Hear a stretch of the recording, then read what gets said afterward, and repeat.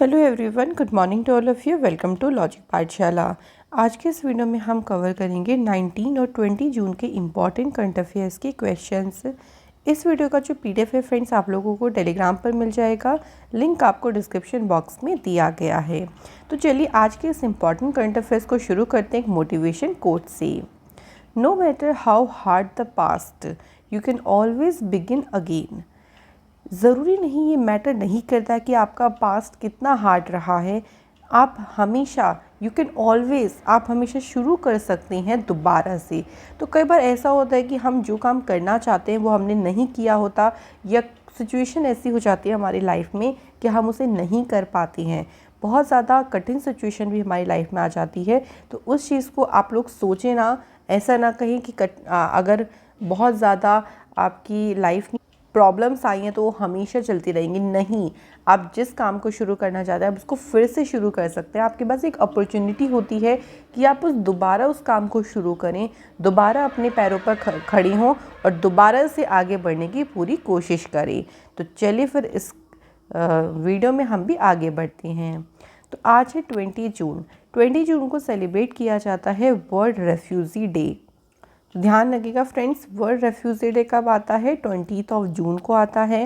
United Nations observe this day to honour the refugees who have been forced outside of their home.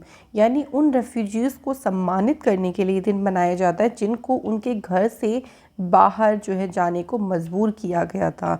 तो इस दिन का उद्देश्य यही होता है कि जितने भी रेफ्यूजीज़ हैं उनके लिए अंडरस्टैंडिंग, उनके लिए एम्पैथी यानी सहानुभूति का निर्माण करना, जो उनके लिए नए देशों में अपने जीवन का निर्माण करें। क्योंकि वो अपनी जगह को छोड़ के दूसरी जगह पे चले जाते हैं, तो वहाँ पे वो अच्छे से अपना जीवन जो है एक तरीके से शुरू कर सके। तो उनके लिए उस अंडरस्टैंडिंग को बिल्डअप करना इस दिन का मेन उद्देश्य है।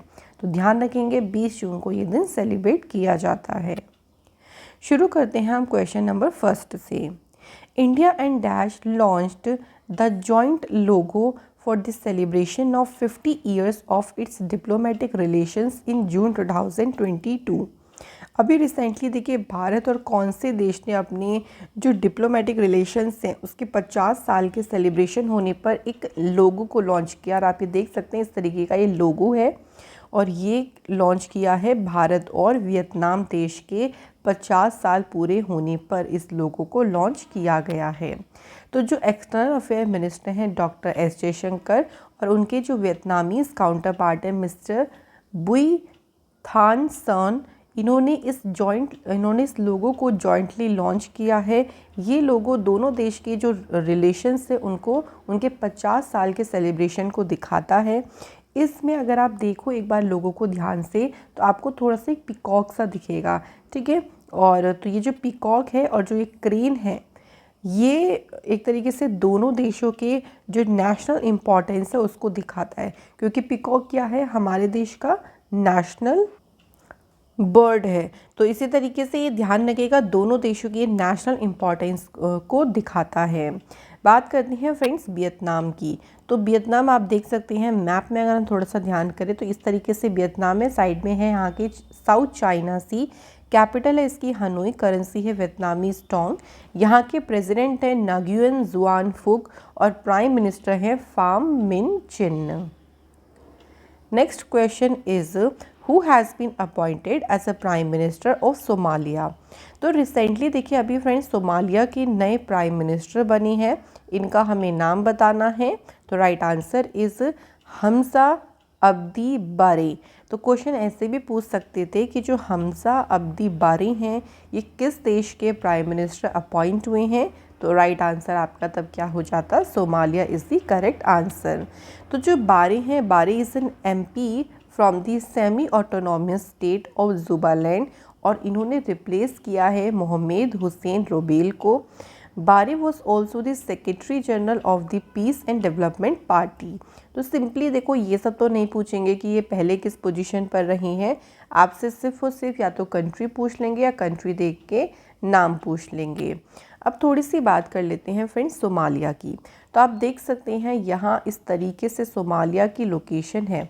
सोमालिया की कैपिटल है मोगादिशु, करेंसी है सोमाली शिलिंग और यहाँ के जो प्रेसिडेंट है उनका नाम है हसन शेख मोहम्मद।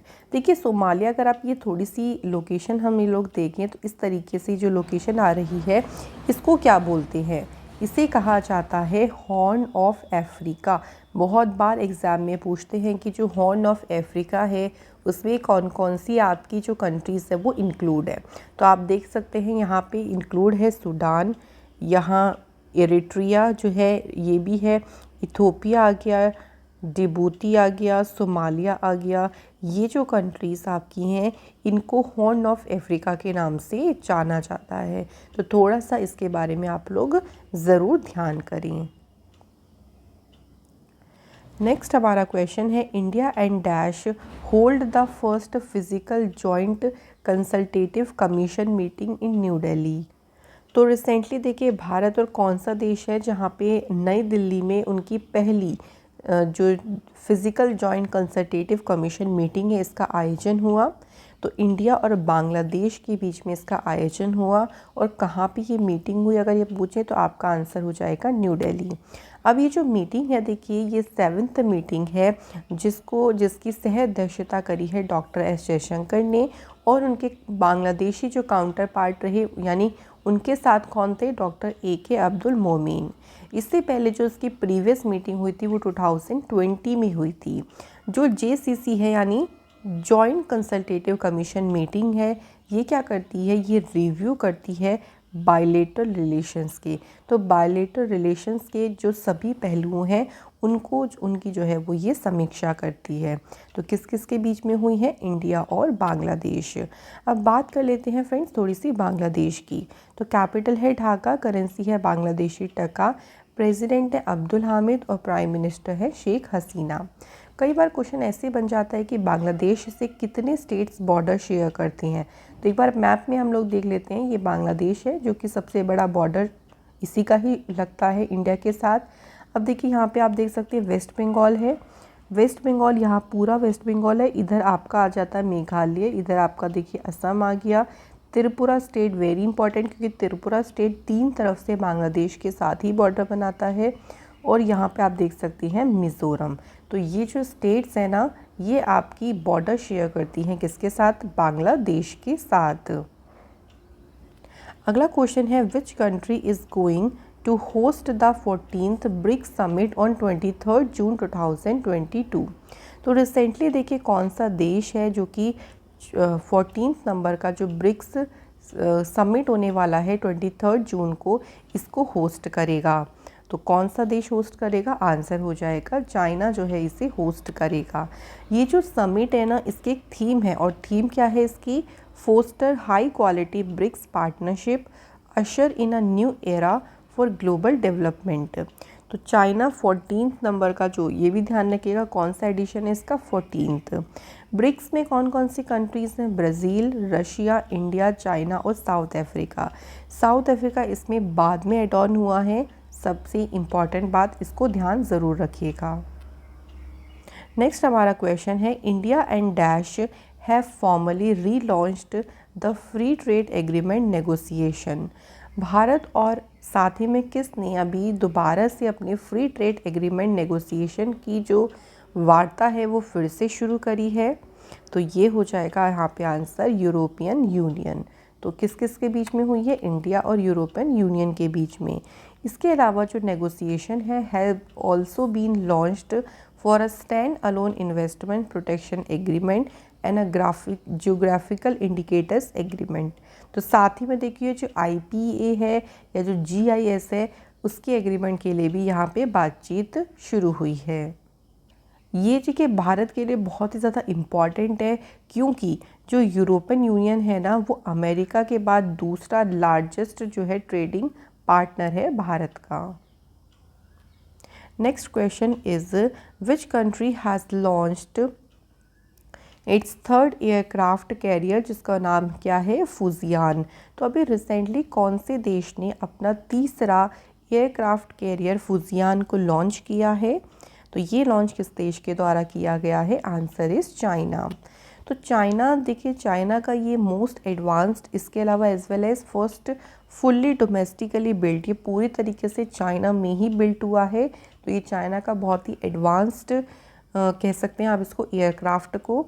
फुजियान जो है, Fujian is the name of China's eastern coastal province of Fujian.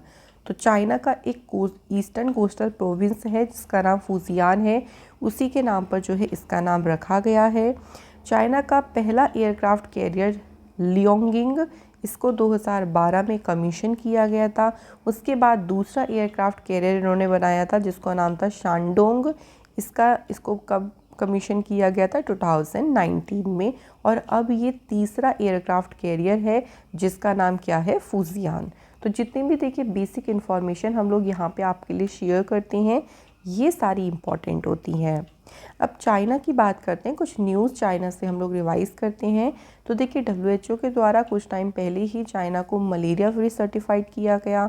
China world का दूसरा बिगेस्ट हाइड्रो पावर डैम को ओपन किया। चाइना ने ही वर्ल्ड का पहला कमर्शियल स्मॉल मॉड्यूलर रिएक्टर को कंस्ट्रक्ट किया। चाइना के द्वारा अनवील किया गया 600 किलोमीटर पर आवर की जो मैगलेव ट्रेन है, इसको चाइना, पाकिस्तान, थाईलैंड, मंगोलिया, इनके बीच में एक मिलिट्री एक्सरसाइज हुई जिसका नाम है शेयर्ड डेस्टिनी। तो वेरी इंपॉर्टेंट, इसमें आप लोग चारों कंट्रीज़ के नाम ध्यान रखिएगा। नेक्स्ट है, Japanese prime minister Fumio Kishida will attend the NATO summit on 28 June 2022 in which city. तो जो नाटो समिट है ये 28 जून को होने वाला है जिसमें जापान के प्राइम मिनिस्टर फूमियो किशिदा भी अटेंड करेंगे। और ये कहाँ पे होगा, तो ये जो समिट है ये आपका होगा मैड्रिड शहर में।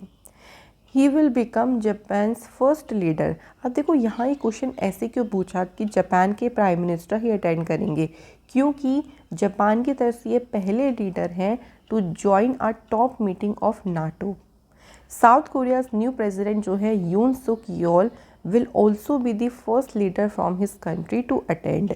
वेरी इंपॉर्टेंट, दोनों का नाम ध्यान रखिएगा क्योंकि दोनों ही पहले लीडर हैं जो कि इस तरीके की मीटिंग को अटेंड कर रहे हैं।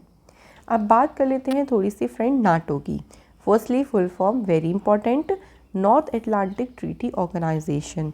ये एक इंटर गवर्नमेंटल मिलिट्री अलाइंस है जिसमें 30 मेंबर स्टेट्स हैं, 28 यूरोपियन है और 2 नॉर्थ अमेरिकन हैं।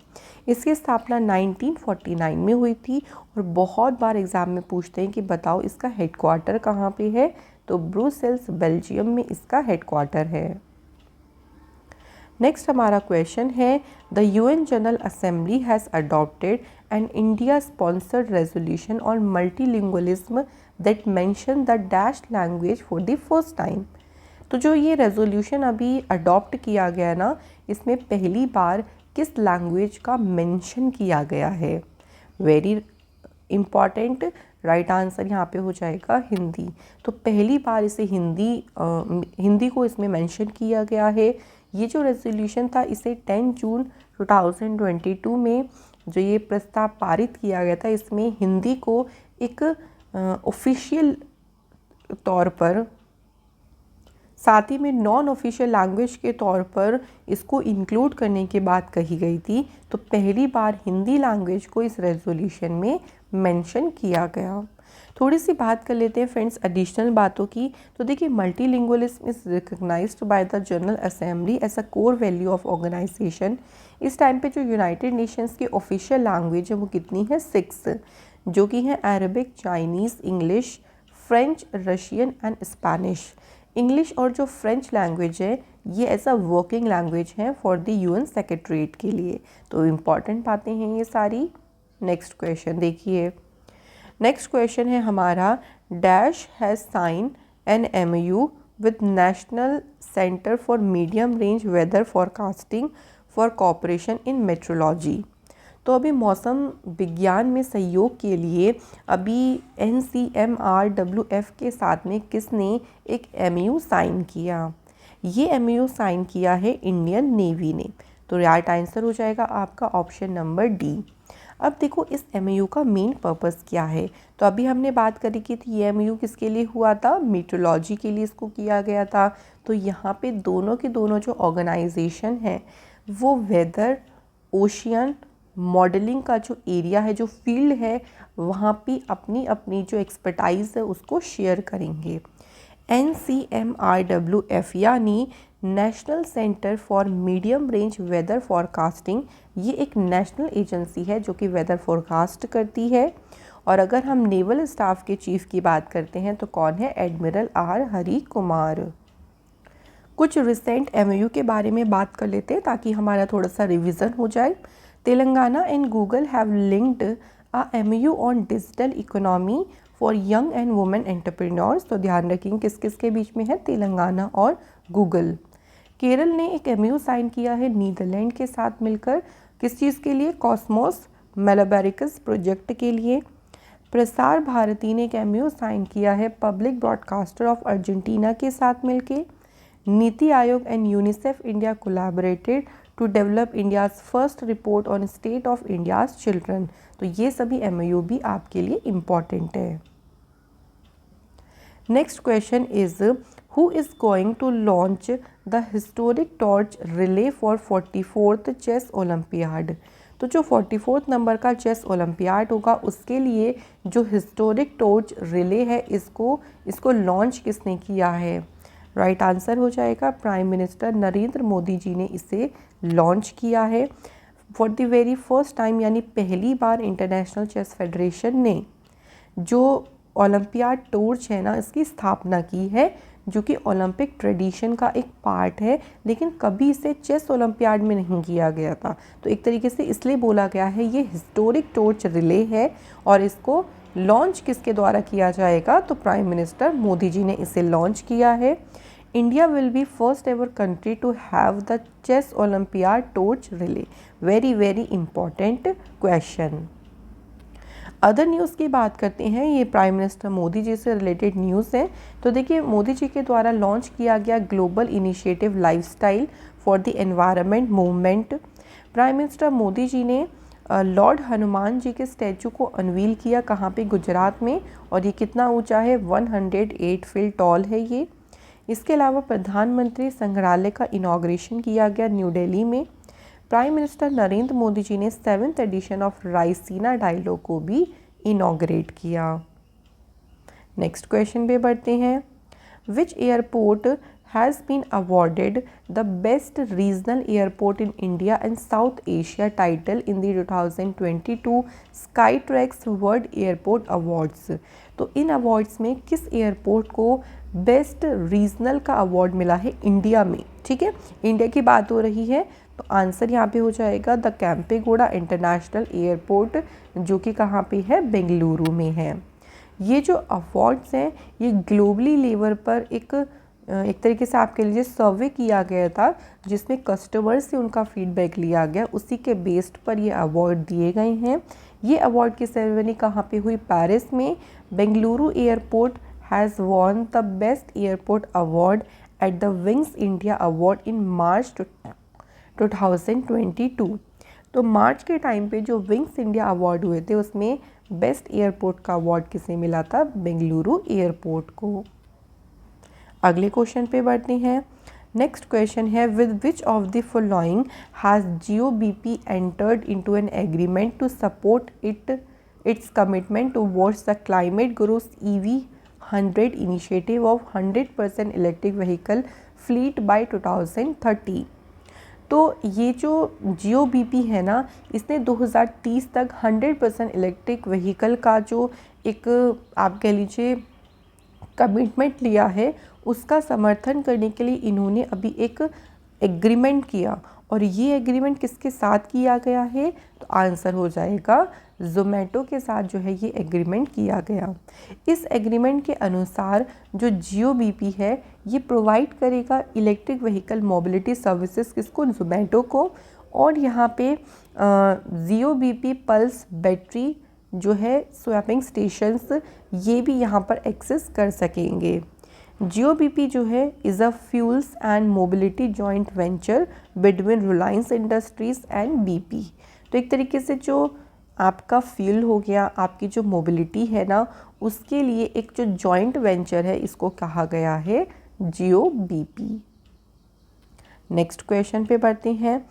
Which state government has signed a pact with Israel on water cooperation. तो कौन से राज्य की सरकार ने जल सहयोग पर इज़राइल के साथ मिलकर एक समझौता किया है। तो बात करते हैं यहाँ पे गवर्नमेंट कौन सी है, तो राइट आंसर हो जाएगा फ्रेंड्स हरियाणा। हरियाणा सरकार ने इस एग्रीमेंट को साइन किया है। तो अब हरियाणा और इज़राइल की जो गवर्नमेंट है वो यहाँ पे वाटर रिसोर्सेज मैनेजमेंट और जो कैपेसिटी बिल्डिंग है इसके ऊपर वर्क करेंगी। ये जो डिक्लेरेशन साइन किया गया है ये इनायत शलीम जो कि इज़राइल के एम्बेसडर हैं इंडिया में, and the water irrigation department है हरियाणा गवर्नमेंट का, उनके बीच मिलकर ये MOU साइन किया गया है। थोड़ी सी बात कर लेते हैं फ्रेंड्स यहाँ पे हरियाणा की। हरियाणा की अगर हम लोकेशन देखें तो आप ये देख सकते हैं छोटा सा स्टेट यहाँ पे आपको दिख रहा है हरियाणा। ये इसकी स्थापना 1 नवंबर 1966 को हुई। कैपिटल है इसकी चंडीगढ़, गवर्नर है बंडारू दत्तात्रेय और चीफ मिनिस्टर हैं मनोहर लाल खट्टर। कुछ न्यूज़ की बात करें तो देखिए अभी चारा बिजई जो योजना है इसे हरियाणा की सरकार ने लॉन्च किया। मुख्यमंत्री बागवानी बीमा पोर्टल, ये क्रॉप इंश्योरेंस पोर्टल है, इसे भी हरियाणा की सरकार ने लॉन्च किया। और 35 नंबर का जो सूरजकुंड इंटरनेशनल क्राफ्ट मेला है ये कहाँ पे शुरू हुआ है, तो फ्रेंड्स ये शुरू हुआ है आपका हरियाणा में। तो आज हम काफ़ी सारी न्यूज़ को कवर करने वाले हैं, तो फ्रेंड्स कंप्लीट देखिएगा वीडियो को, वेरी इंपॉर्टेंट न्यूज़। नेक्स्ट है कौन सी स्टेट है जो कि पहला स्टेट बना है जिसने लॉन्च किया है बालिका पंचायत। तो बालिका पंचायत शुरू करने वाला जो पहला स्टेट बना है वो कौन सा है, गुजरात। ये पंचायत जो है ना ये गर्ल्स की पंचायत है, जिसका उद्देश्य क्या है कि जो गर्ल्स है ना उनके लिए सोशल और पॉलिटिकल डेवलपमेंट को बढ़ावा देना, साथ ही में उनकी पॉलिटिक्स में जो एक्टिव पार्टिसिपेशन है उसको भी इंश्योर करना। इसमें देखिए जो गर्ल्स का ग्रुप होगा वो 11 से 21 एज का ग्रुप इसको पूरी तरीके से मैनेज करेगा। इसको स्टार्ट किया गया है गुजरात में कुनरिया जगह है, मसाका, मोतागुआ एंड वदसर विलेजेस। तो कच्छ डिस्ट्रिक्ट में ये सभी गांव हैं जहां पे इनको बालिका पंचायत को शुरू किया गया। फ्रेंड्स अब बात कर लेते हैं गुजरात की। तो आप देख सकते हैं गुजरात की जो कोस्टल लाइन है वो सबसे बड़ी है, वेरी इंपॉर्टेंट, ध्यान रखिएगा। कैपिटल है गांधीनगर, CM है भूपेंद्र भाई पटेल और गवर्नर है आचार्य देवव्रत। गुजरात का जो सेक्स रेशो है 2011 के अकॉर्डिंग वो कितना है 919 पर 1000। और गुजरात की स्थापना हुई 1 मई 1960 को। गुजरात में वर्ल्ड का टॉलेस्ट स्टैचू है जिसे कहते हैं स्टैचू ऑफ यूनिटी, और ये स्टैचू ऑफ यूनिटी है किसकी, सरदार वल्लभ भाई पटेल जी की, जो कि गुजरात के केवड़िया में लोकेटेड है। तो ये सभी क्वेश्चन आपके इम्पॉर्टेंट हैं। कुछ और न्यूज़ की बात करते हैं गुजरात से। तो देखिए ई-नगर मोबाइल एप्लीकेशन और जो पोर्टल है इसे गुजरात के चीफ मिनिस्टर ने लॉन्च किया। इंडिया का जो पहला मैरीटाइम आर्बिट्रेशन सेंटर है इसे गुजरात की कैपिटल गांधीनगर में सेटअप किया गया। एग्रीकल्चर डाइवर्सिफिकेशन स्कीम को लॉन्च किया। और यहाँ पे जो ड्रैगन फ्रूट है ना इसका नाम बदल कर क्या रखा गया, कमलम, और ये भी किसके द्वारा किया गया है, गुजरात की सरकार के द्वारा। अगला क्वेश्चन है which state has displaced West Bengal to emerge as the largest state in terms of the outstanding portfolio of micro finance loan. तो माइक्रो फाइनेंस लोन के मामले में कौन से राज्य ने वेस्ट बंगाल को सबसे बड़े राज्य के रूप में मतलब विस्थापित मतलब डिस्प्लेस कर दिया। तो वेस्ट बंगाल को पीछे छोड़कर अब इसमें कौन सा स्टेट आगे निकल गया है, आंसर इज तमिलनाडु। तमिलनाडु के बाद किसका नंबर है, बिहार का। उसके बाद अब जो है पोजीशन किसकी आ गई है, वेस्ट बंगाल की, यानी वेस्ट बंगाल इसमें तीसरे नंबर पर पहुंच गया है। Next question is on which day did the world observe the first international day for countering hate speech. तो किस दिन पहला अभद्र भाषा का मुकाबला करने के लिए जो इंटरनेशनल डे है वो मनाया गया। तो पहली बार जो है वो इसे सेलिब्रेट किया गया है 18 जून को। इस दिन का मेन देखो पर्पस क्या है कि जो हेट स्पीच है ना उसका मुकाबला करना, जो गलत लैंग्वेज होती है, और इसके अलावा अलग अलग डिफरेंट लोगों, डिफरेंट ग्रुप्स के बीच में टॉलरेंस और डायलॉग को प्रमोट करने की जो ज़रूरत है, जो नीड है, उसको हाईलाइट करना।